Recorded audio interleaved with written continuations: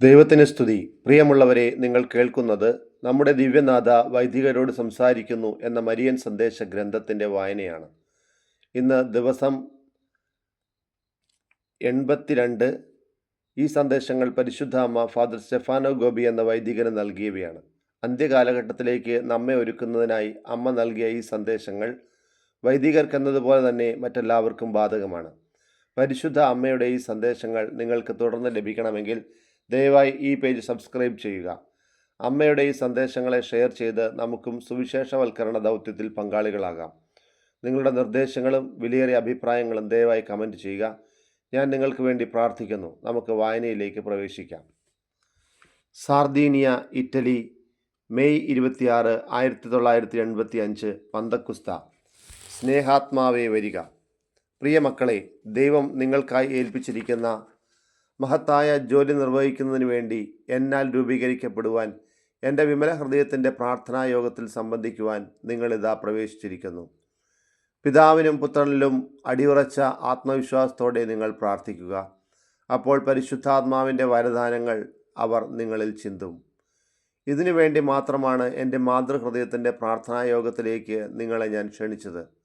ഇതിനു വേണ്ടി മാത്രമാണ് സമസ്ത സഭയെയും എൻ്റെ വിമല ഹൃദയത്തിൻ്റെ പ്രാർത്ഥനായോഗത്തിൽ എന്നോടൊപ്പം എന്നിലൂടെ പ്രാർത്ഥിക്കുന്നതിനായി ഒത്തുചേരാനായി ഞാൻ ആവശ്യപ്പെട്ടത്.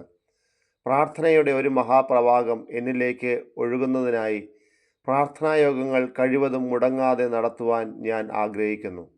അതിലൂടെ എൻ്റെ പുത്രനുമായി ഇടപെടുവാനും സഭയ്ക്കും മനുഷ്യവംശത്തിനുമാകെ പിതാവിൻ്റെ ദാനമായ ഒരു പുതിയ രണ്ടാം പെന്തക്കുസ്താനുഭവം എൻ്റെ പുത്രൻ വഴി വേഗത്തിൽ സാധ്യമാക്കി തരുവാൻ സാധിക്കുകയും ചെയ്യും. സ്നേഹത്തിൻ്റെ ആത്മാവെ, അങ്ങ് എഴുന്നള്ളി വന്ന് ഭൂമുഖം നവീകരിക്കുക. സമൂലമായ ഒരു പരിവർത്തനം കണ്ടുകൊണ്ട് കാരുണ്യത്തിൻ്റെയും വിശുദ്ധിയുടെയും നീതിയുടെയും സ്നേഹത്തിൻ്റെയും സമാധാനത്തിൻ്റെയും കൂട്ടായ്മയുടെയും മനോഹരമായ ആരാമമായി ഈ ഭൂമുഖം മാറുവാൻ വേണ്ടി അനുഗ്രഹങ്ങൾ അങ്ങ് നൽകുക. അപ്പോൾ പരിശുദ്ധ ത്രിത്വം ഒരിക്കൽ കൂടി പരമോന്നത ഭാവത്തിലേക്ക് കണയുകയും സംതൃപ്തിപ്പെടുകയും ചെയ്യും. സ്നേഹത്തിൻ്റെ ആത്മാവെ, അങ്ങ് എഴുന്നള്ളി വന്ന് സമസ്ത സഭകളെയും നവീകരിക്കുക. എല്ലായിടവും പടർന്നിരിക്കുന്ന കൂരിരുളിൽ പ്രകാശിക്കുന്ന പ്രഭയാർന്ന ദീപമായി മാറുവാൻ സ്നേഹത്തിൻ്റെയും ഐക്യത്തിൻ്റെയും വിശുദ്ധിയുടെയും പൂർണ്ണതയിലേക്ക് സഭയെ അങ്ങ് നയിക്കുക. ജ്ഞാനത്തിൻ്റെയും അറിവിൻ്റെയും ആത്മാവെ, അങ്ങ് എഴുന്നള്ളി വന്ന് സത്യം പൂർണ്ണമായി മനസ്സിലാക്കുന്നതിന് വേണ്ടി ഹൃദയ കവാടങ്ങളെ മലർക്കെ തുറന്നിടുക. ദിവ്യാഗ്നി ജ്വാലയുടെ ശക്തിയാൽ എല്ലാ തെറ്റുകളെയും ഉന്മൂലനനാശനം ചെയ്യുക. എല്ലാ പാഷണ്ഡതകളും നിഷ്കാസനം ചെയ്യുക. അപ്പോൾ യേശു വെളിപ്പെടുത്തിയ സത്യത്തിൻ്റെ പ്രകാശം എല്ലാ ധാർമ്മിക പൂർണിമയോടും കൂടെ പരിലസിക്കും. സതുപദേശത്തിൻ്റെയും ധൈര്യത്തിൻ്റെയും ആത്മാവെ, അങ്ങ് എഴുന്നള്ളി വന്ന് ഞങ്ങളെ ധൈര്യവാന്മാരും സുവിശേഷ സാക്ഷികളുമാക്കി മാറ്റുക. മർദ്ദിതരെ സംരക്ഷിക്കുക. അവഗണിക്കപ്പെട്ടവരെ ധൈര്യപ്പെടുത്തുക. തടങ്കലിൽ കഴിയുന്നവർക്ക് ശാന്തി പകരുക. വിനീതരെയും പീഡിതരെയും അങ്ങേ പിൻചെല്ലുവാൻ അനുഗ്രഹിക്കുക. രക്തസാക്ഷിത്വത്തിലേക്ക് നയിക്കപ്പെടുന്നവർക്ക് വിജയത്തിൻ്റെ കിരീടം അങ്ങ് നേടിക്കൊടുക്കുക. ജ്ഞാനത്തിൻ്റെയും ദൈവഭയത്തിൻ്റെയും ദൈവസ്നേഹത്തിൻ്റെയും ആത്മാവെ, എഴുന്നള്ളി വരിക. മാമോദിസ വഴിയായി അങ്ങയോട് അർപ്പിതരായിരിക്കുന്ന എല്ലാവരെയും സ്ഥൈര്യലേപനം വഴിയായി മുദ്രണം ചെയ്യപ്പെട്ടിരിക്കുന്നവരെയും ദൈവിക സേവനത്തിൽ വ്യാപൃതരായ മെത്രാന്മാർ, വൈദികർ, ഡീക്കന്മാർ തുടങ്ങിയ സേവനനിരതരെയും ആത്മാക്കളെ അങ്ങയുടെ ദിവ്യസ്നേഹത്താൽ നവീകരിക്കുക. അപ്പോൾ അവർ നിരന്തരമായി കാത്തിരിക്കുന്നതും ഉടനെ സംഭവിക്കുന്നതുമായ രണ്ടാം പെന്തക്കുസ്തായുടെ പദ്ധതികളോട് ക്രിയാത്മകമായി പ്രതികരിക്കുവാൻ അവർക്ക് കഴിയും. അപ്പോൾ മാത്രമേ എൻ്റെ മരിയൻ വൈദിക പ്രസ്ഥാനത്തിൽ ഞാൻ നിക്ഷിപ്തമാക്കിയിരിക്കുന്ന ചുമതലകൾ പൂർത്തീകരിക്കപ്പെടുന്നുള്ളൂ. ഒരു പുതിയ ആകാശം, പുതിയ ഭൂമി എല്ലാവരുടെയും ദൃഷ്ടിപഥത്തിൽ വരുന്ന ആ സമയത്ത് മാത്രമേ എൻ്റെ വിമല ഹൃദയം എല്ലാവരാലും പുകഴ്ത്തപ്പെടുകയുള്ളൂ. San Marino, Italy, July 5, 1985. 311. എൻ്റെ സമാധാനത്തിൻ്റെ ഉപകരണങ്ങൾ.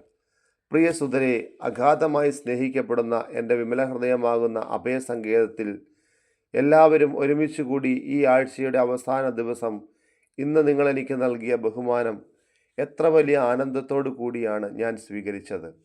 മുൻപത്തേക്കെന്നാളെന്നതിലുപരി എൻ്റെ വിമല ഹൃദയം ഇപ്പോൾ നിങ്ങൾ ഓരോരുത്തർക്കും ഒരു അഭയസങ്കേതവും ദൈവത്തിങ്കിലേക്ക് നിങ്ങളെ നയിക്കുന്ന സുനിശ്ചിതമായ ഒരു മാർഗവുമാണ്. ഫാത്തിമയിൽ വെച്ച് എൻ്റെ വത്സല മകൾ ലൂസിയോട് ഞാൻ പ്രവചിച്ചത് ഇന്ന് യാഥാർത്ഥ്യമായിരിക്കുന്നു. മാതൃമസൃണവും കറയറ്റതുമായ എൻ്റെ അഭയസങ്കേതം സഭയ്ക്കും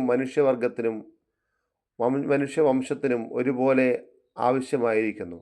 കാരണം നിങ്ങളെല്ലാവരും എന്നോടൊപ്പമാണ് ജീവിക്കുന്നത്.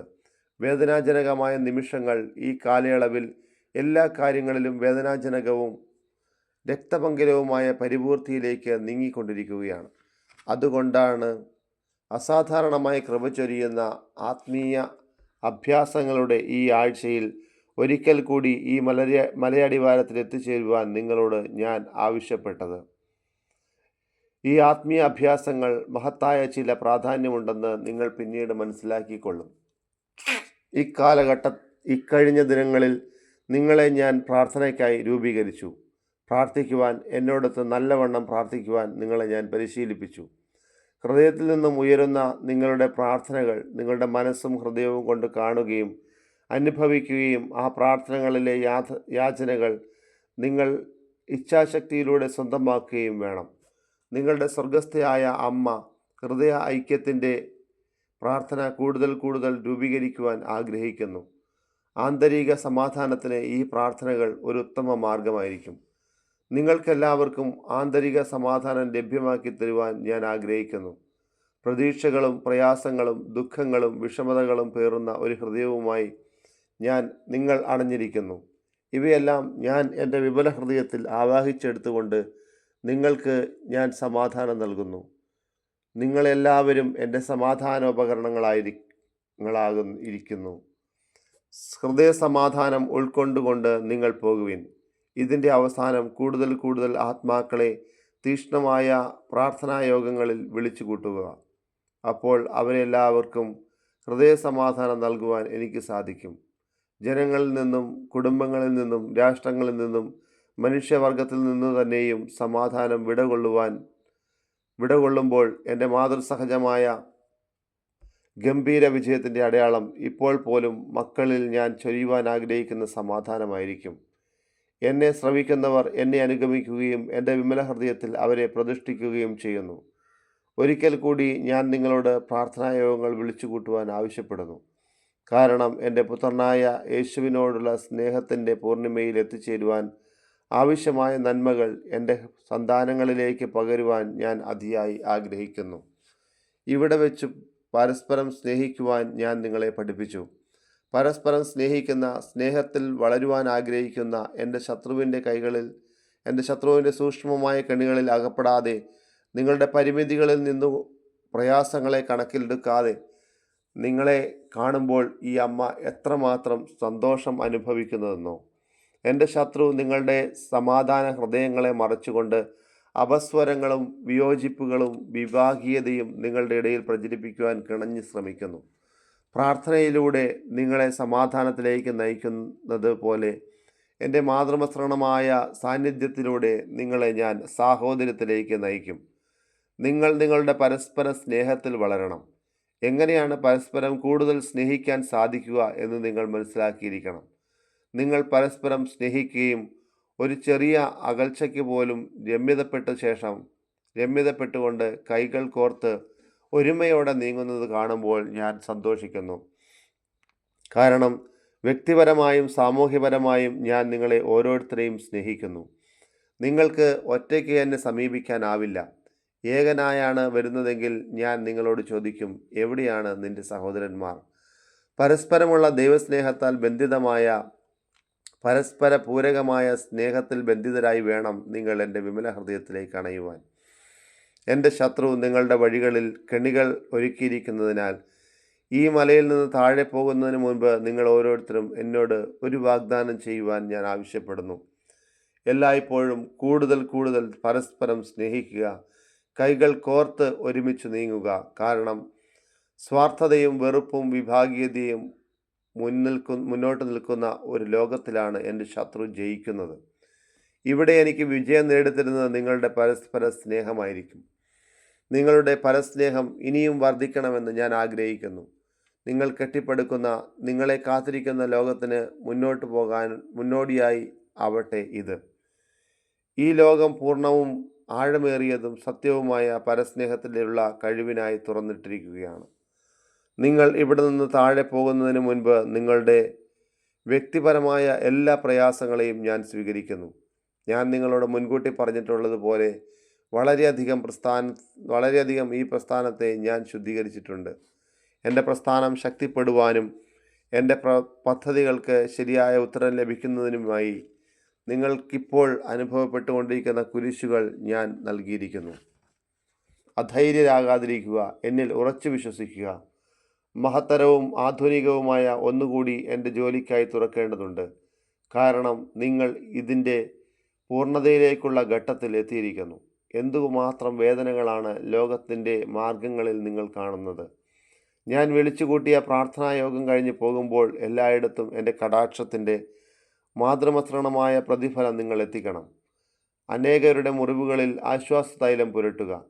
വിരസതയിൽ, ഇരുട്ടിൽ, അസ്വസ്ഥതയിൽ, നിരാശയിൽ കഴിയുന്ന അനേകർക്ക് എൻ്റെ സ്നേഹമൊഴികൾ പകർന്നു കൊടുക്കുക. നിങ്ങളാണ് മാതൃസഹജമായ സാന്നിധ്യത്തിൻ്റെ അടയാളങ്ങൾ. എൻ്റെ ഉള്ളിൽ നിന്ന് വരുന്ന പ്രകാശകിരണങ്ങൾ നിങ്ങളാണ്. നശിക്കാറായ മനുഷ്യവംശത്തിൻ്റെ മേൽ, വിഭജിക്കപ്പെട്ടതുമായ സഭയുടെ മേലും അത് പതിക്കുന്നു. വളരെ വേഗം ഈ വിഭാഗീയത വ്യക്തവും ശക്തവും വ്യാപകവുമാകും. അപ്പോൾ നിങ്ങൾ വിശ്വാസത്തിലും ഹൈറാർക്കിയോടുള്ള അനുസരണയിലും നിലനിൽക്കുവാൻ ആഗ്രഹിക്കുന്നവർക്കിടയിൽ ഒരു ശൃംഖലയായി വർത്തിക്കണം.